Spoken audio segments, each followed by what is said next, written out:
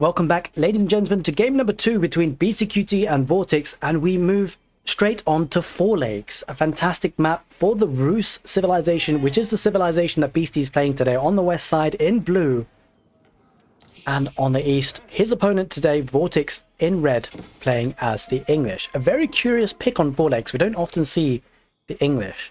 We often see the Rus. They're very strong on maps like Four Lakes. Now, what's really interesting is that beastyqt often plays the Holy Roman Empire.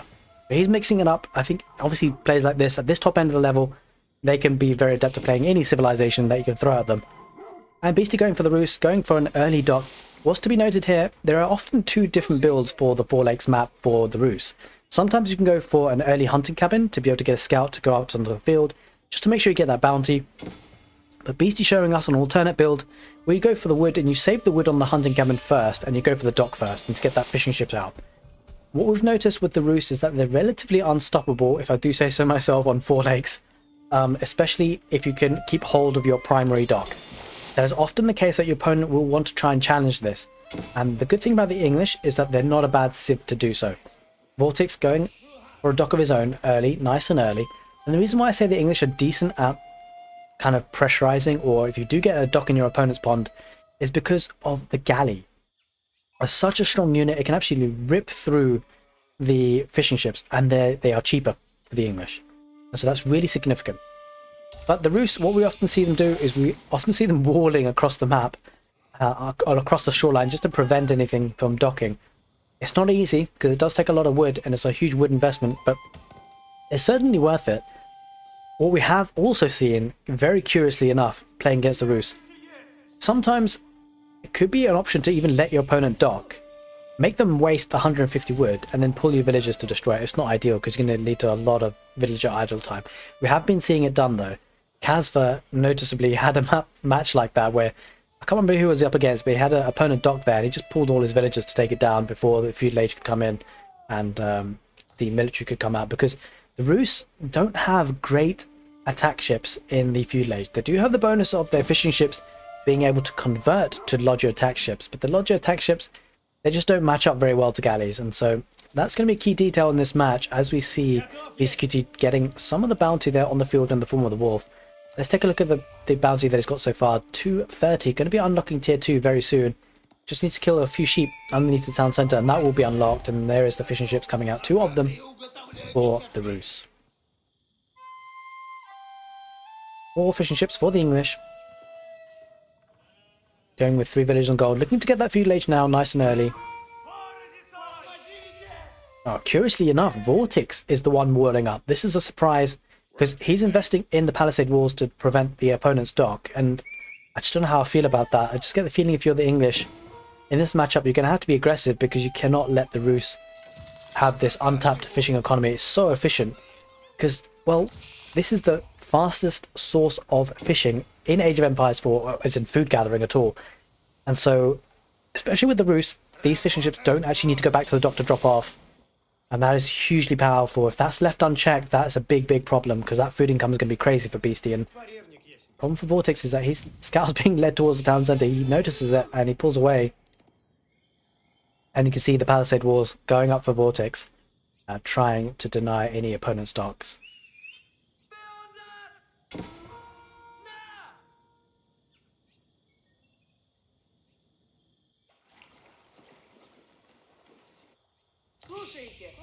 As you can see, Beasty getting the palisade walls up, and this is what we typically expect the Rus to do, just to protect that economy. The fishing economy is invested quite a lot as well. You can see the palisades there. I mean, is there potential for the dock to still be sneaked there? I don't know. vortix might try it. I think he's going to have to try it because, I don't know, just get the feeling on Four Lakes, leaving that food income unchecked is a problem. Going up the Golden Gate as expected by the Rus.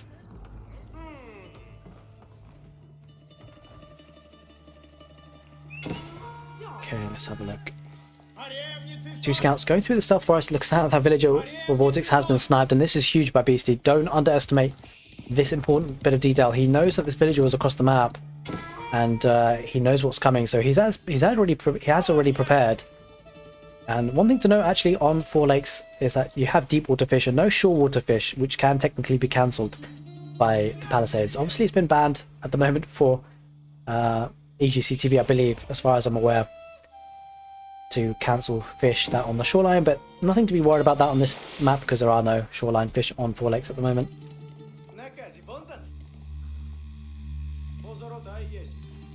And pretty passive opening so far. 5 to 6 minutes into the game. Often 4 lakes does have a delayed kickstart because obviously there's that initial wood investment in the dock and the fishing ships. But once the food age and early castle age get rolling, the economies really start to translate into military and we do start to see some big fights. Wooden fortress being put down in a very nice position there for Beastie. We'll be buffing up this lumber camp, meaning that the wood dropped off will be 20%. It will be boosted by 20%. It's not to be sniffed at, quite a lot. There's the Golden Gate. Now with this build, will we see a double town centre? And I suspect we possibly could because there's quite a lot of villages on wood. We shall see how Beastie decides to use the Golden Gate tickets. Will he buy 2 stone piles and get that second town centre, or will he be looking for an early feudal age aggression? Don't see any longbows being queued up for Vortix just yet. Hasn't been able to dock here on the west side. Going for a dock on the south instead, looking to get a double dock, so we can look to try and counteract the Roos fishing economy by getting more fishing ships in the south. Just mentioned in the chat that there's a big fan of the Roos soundtrack, and I have to admit the game sounds for me are fantastic in this game, and the music involved as well. And you'll find a lot of my casts I actually include the music as well because I think it's a big part of the game. Often you find esports channels and just general casters as well actually block out the music, and it's just each their own. It depends on your preference. I just prefer it. It just sounds really good, especially when the battles start, because the music actually changes to the tempo of the game and it can be so good. And the Roos certainly are one of my favorites as well, that is for sure. The Holy Roman Empire have a very good one as well. I'm not sure about the English and the French, I can't quite remember those. Oh, the Abbasid Dynasty have a fantastic one. The Abbasid Dynasty have a fantastic music soundtrack, especially when the fights start to get involved. And the villager is being pulled towards the north pond. I don't think that dock's going to go up. I'll have to keep an eye on this, I'm not so sure. Potential for it to go up. Might lose their life though doing it. Yeah, the villager gets pulled back. I think Vortix knows he's not going to be able to manage it. Going to send another one. Full health one. This is very greedy for Vortix actually. Triple dock. Going for Admiralty. Increase the range of combat ships by 1. I don't know how I feel about this. 3 docks is very greedy. He'll need an insane wood economy, which it doesn't really have. The Roos technically have a stronger wood economy. And we see early knights coming up for Vortix. Sorry, for Beastie. We don't see that second town centre play for Beastie actually. It's going to go 1 town centre, feudal aggression, and with 9 villages on gold, we're going to see early knights come out. I fear for Vortix heavily. He's going to get barracks out, which is going to be very essential. Might need 2. Get those spearmen on the field. Oh, the dock's been denied. The dock's been denied because of the early knight doing heavy damage on the villager, and that is huge problems for Vortix. I think he might need to just delete this and cut his losses. The docks was a bit greedy anyway. Spearmen not coming out in time. Villagers do get taken down. Actually, I think maybe we got away with this. I think textiles. No, he hasn't got textiles either. Spearmen are out now, but he's going to need more numbers here. Only has the 1. Charge attack gets off. Actually, charge attack didn't get off. For 1 versus 1, the knight should win. But it won't be cost-effective trade there for Beastie rather. 2 spearmen do come out. Reserving 1 of them. Nice micro. 2 knights getting... another villager was sent. Holy moly. Vortix sending villagers to try and get this dock up, and it's just not happening. And guess what? Beastie's got the dock on the North Pond himself. And that's the big problem. There's going to be 2 ponds for Beastie with an insane food economy. I think Vortix is being greedy. It looks like he's almost trying to get up to the castle age. Yeah, I think he is with the second town centre. You can see the food and gold economy starting to rise up. He should be able to main the ship. Get that second town centre of the King's Palace, offer a static defence as well as a second town centre.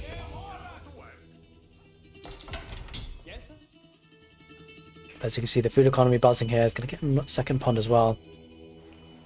Vortix has been on that second pond for quite some time, and hence the food economy looking strong. Getting a King's Palace on the southern border, double stable in behind that. Maybe looking to get some relics as well of the monastery if we can afford it. Villager does get taken down. He's trying to get sneaky dark, and look at this Beastie walling up this northern pond. He has absolutely no interest of losing this pond, and Beastie getting to the castle age himself, and that is a big problem for Vortix because Beastie's gone up with the Abbey of the Trinity. He's going to be looking to get some relics in, and if he gets those relics in, that's going to be a huge boost to his economy. Already getting passive gold from the hunting cabins, getting wool barrow now as well, and the knights are going to be upgraded no doubt for Beastie. Yep, you can see it. Going to be upgrading those early knights to full castle age knights.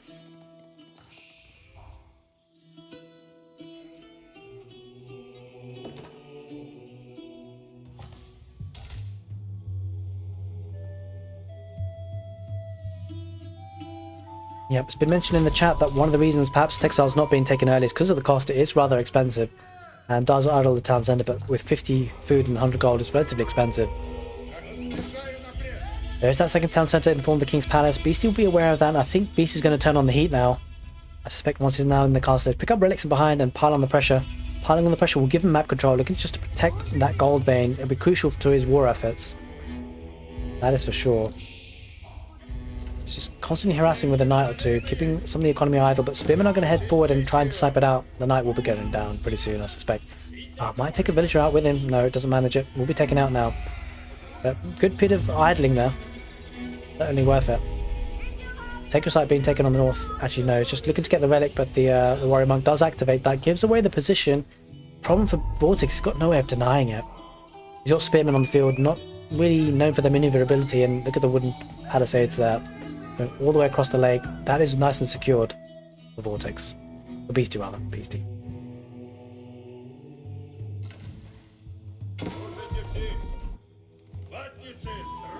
Two knights take out the scout. Vortix doesn't have that vision anymore. Scout will be taken out on the stealth forest as well. In fact, decides to just try and protect the warrior monk. Thinks better of it. Does clean up that scout, and the warrior monk is going to bring that relic in. That should be the second, I think, if I'm not mistaken. Or did he take the long route round? Might be the long route. Yeah, I know. There are two relics being brought in now. That'll be 200 gold per minute.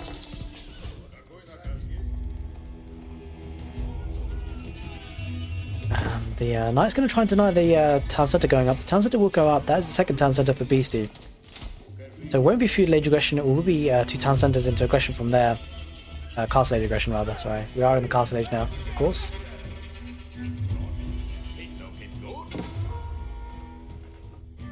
Going towards the south. There is a galley there protecting the shoreline. That's actually quite crucial for Vortix. He will be worried about losing the pond. We'll get some good damage, but the knight here, the one single knight for Vortix, will be no match for these knights or the Roos. And we'll have a look at beastyqt. Does he have a blacksmith for Boyar's fortitude and whatnot? Doesn't have the blacksmith yet, just focusing on the second town centre, getting the warrior monks out as well. Having two relics in the bank already is very, very strong. Do we see a monastery for the English? We don't. We do see the blacksmith though. And slowly losing the relics. That is a concern for the English as the game goes to the mid to late game. Those relics are going to play a big role, and we hear another relic being picked up. It is in the south here. I think another one being picked up on the east. And this is a huge problem for Vortix. He's going to miss out on all the relics.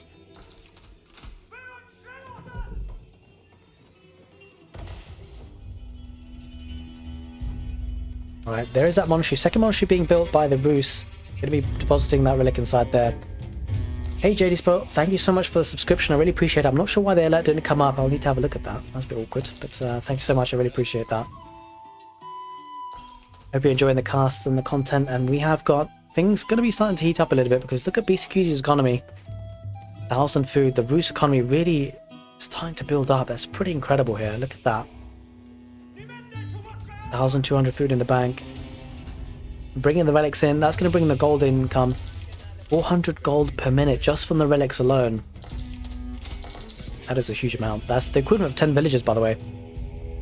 68 villages for Beastie, 65 for Vortix, so that villager count already naturally ahead, but add in the relics, add in the hunting camp and gold, and that's going to be boosted. Add in the food economy for the fishing ships, and this is going to be engagement in the stealth forest there. I think a couple of the crossbows will be sacrificed to the knights being charged. Going to be knights and spearmen for Vortix army composition. Going to be Beastie's knights and crossbows. The crossbows do get cleaned up though. Beastie keeps his knights alive, looking to get some damage, cycling on the left side, and this is an issue. This is so smart by Beastie. Look at this. The spearmen have been brought out of position. The spearmen will be heading back, but will they be back in time? It does look like they will be back in time.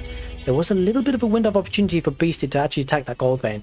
Doesn't quite manage it in the end, and now maybe focusing on the sacred sites. Look at this, Beastie picking up the gold passive income across the map, and yeah, the knights do dive in the gold. It's going to be a massive charge attack. Villagers do get taken out too, and he rides away. Oh, Beastie, no, not that way. That is a bad pathing issue for him. He dives in the wrong way. Decides to reroute and go backwards. Does get pushed back, but overall, decent value.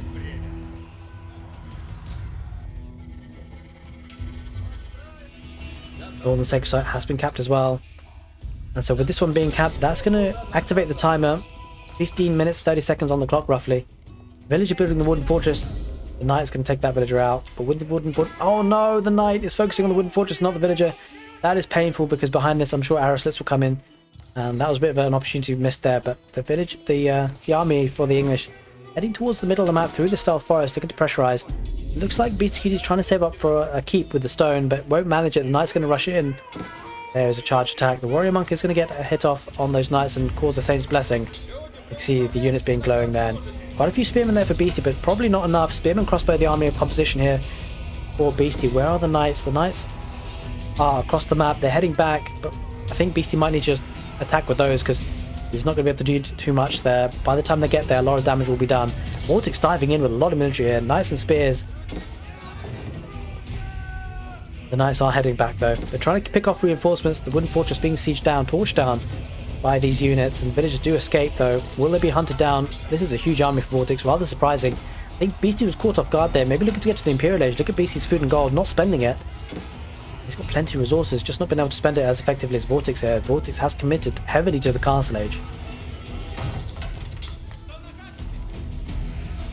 Vortix might look into just siege down this town centre, but he's dancing around, not really doing much.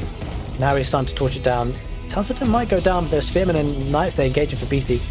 Vortix might be cutting his... Yeah, he's just going to mic this down, going to drag some of the knights away. It does take out the town centre, and now he engages in a fight that probably Vortix should win. But there is a potential here, because Beastie does have a decent number of spears. Vortix does clean this up, and that is a huge deal.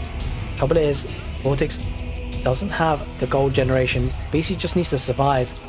If he can survive this, he will be able to push on from here. Gets spearmen. In fact, he is starting to survive. He has a defender's advantage. There are 6 barracks constantly producing spearmen, and the spearmen will be fighting against spearmen. He will win this with the defender's advantage, but the neutralization of the sacred sites is coming out. No emplacements in this wooden fortress to deny that happening. The fight continues. A couple of veteran horsemen trying to siege down a stable. That's not going to happen. And Beastie survives that attack. And let's take a look at the village count. 83 for Beastie, 73 for Vortix. So Beastie's still ahead on the economy, despite that aggression. And he's going to get a second town centre now on that wood line. And he is keen on keeping the economy alive. The sacred site has been decamped on the north. That is a start for Vortix to push this back. And gold could be an issue here for Beastie. A couple of villagers were moving on the right side. That gold vein has been denied. Going for the wood instead. Wooden fortress does have arrow slits now. And on the south, decent number of spearmen. We see a transition for Vortix. A lot of spearmen on the play. Maybe man-at-arms could be useful here for the English. Doesn't really have the economy for it. Looks like he's going for horseman spears. I don't know about that. Not against the number of spears that Beastie has right now. Might need to transition to either longbows or man-at-arms. Maybe both. Hard to afford things here for Vortix though. Look at the economy for Beastie, looking so strong at the moment. It's in part due to the fishing ships still going on.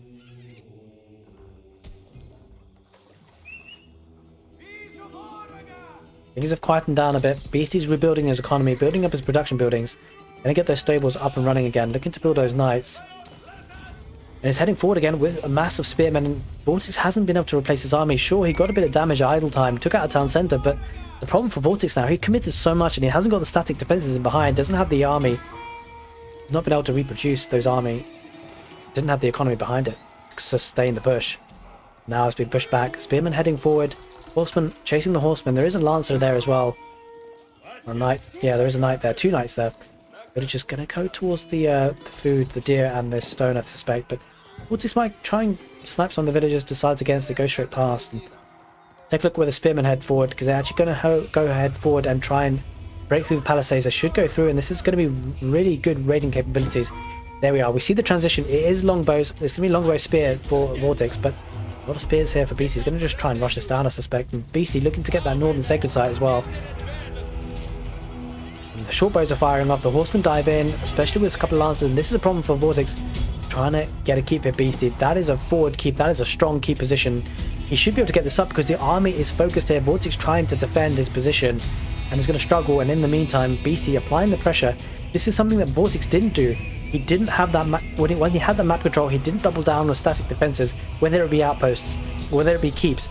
beastyqt is doing just that. Gets the sacred site on the north, activates the timer, gets us a nice position keep there. Going to go for that main stone pile, 2,400 stone.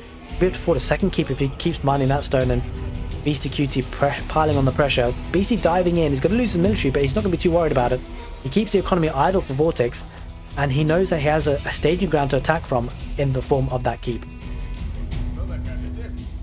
Gives him a staging ground, as you can see. 2 siege workshops going forward, knights being flooded in. Look at the stable production here.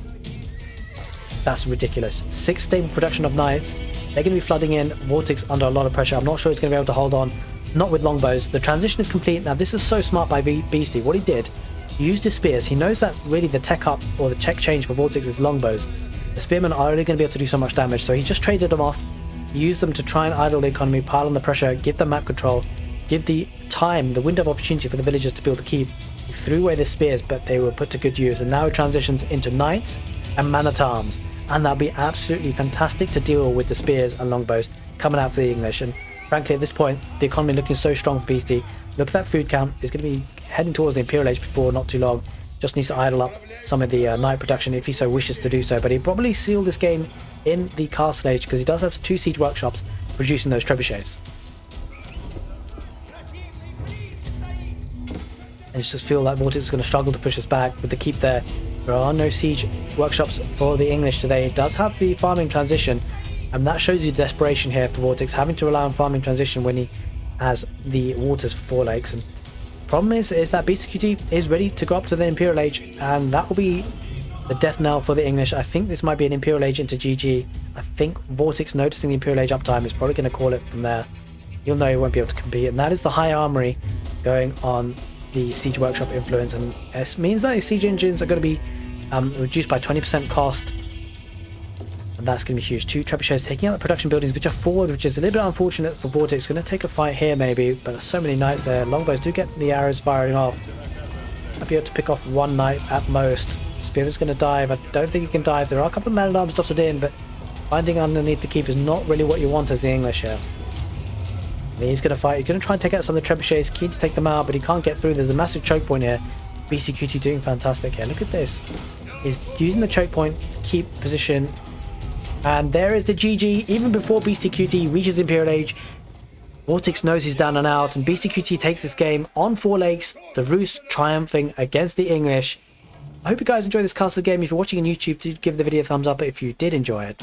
And if you're watching on Twitch, stick around. We'll be casting more live games. Take care, and see you next time.